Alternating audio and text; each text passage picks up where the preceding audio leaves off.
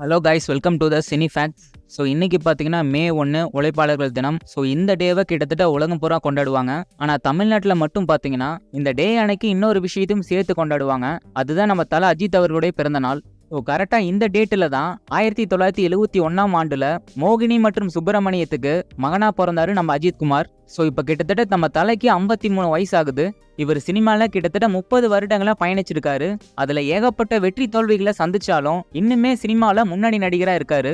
So இப்போ இவர் கரண்டாக விடாமுயற்சி மற்றும் குட் பேட் அக்லின்னு சொல்லிட்டு 2 படங்களை தான் கைவசம் வச்சிருக்காரு. அண்ட் அதில் விடாமுயற்சிங்கிற படம் ரொம்ப காலங்களாக எடுத்துட்டு இருந்தாலும் கூடிய விரைவில் தியேட்டருக்கு வந்து ஒரு மெகா ஹிட் கொடுக்கணும் எதிர்பார்க்கலாம். ஸோ இன்னைக்கு இவருடைய பிறந்தநாள் அன்று நாம் இவருடைய சொத்து மதிப்பை பற்றி தான் இந்த வீடியோவில் பார்க்க போகிறோம்.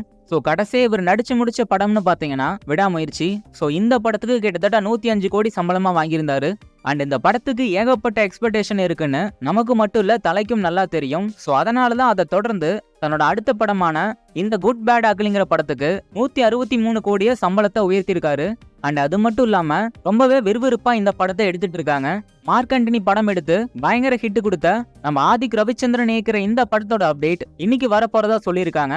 ஸோ அது என்ன மாதிரியான அப்டேட்னு வெயிட் பண்ணி பார்க்கணும்.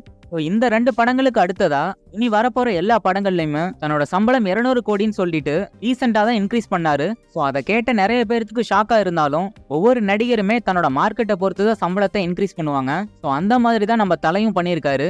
ஸோ இது போக இப்போ ரீசெண்டாக பார்த்தீங்கன்னா BMW கார் மற்றும் பைக் ஒன்று, லேண்ட் ரோவர் டிஸ்கவரி கார் ஒன்று அண்ட் ஃபெராரியில் கார் ஒன்று வாங்கியிருக்காரு.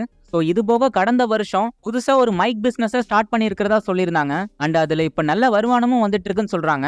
அது மட்டும் இல்லாமல் பல்வேறு தொழில்களில் ஏகப்பட்ட முதலீடு செஞ்சிருக்காரு. ஸோ இதெல்லாம் கூட்டி கழிச்சு பார்த்தா குறைஞ்சது ஒரு 400 கோடிக்கு மேலேயாச்சும் இருக்கும். அண்ட் அதுக்கு கீழே வர வாய்ப்பே இல்லை. ஸோ இதை பற்றி நீங்கள் என்ன நினைக்கிறீங்கிறத கமெண்ட் செக்ஷனில் சொல்லுங்கள். அண்ட் தலை பர்த்டேக்காக மறக்காமல் இந்த வீடியோக்கு ஒரு லைக் போட்டுருங்க.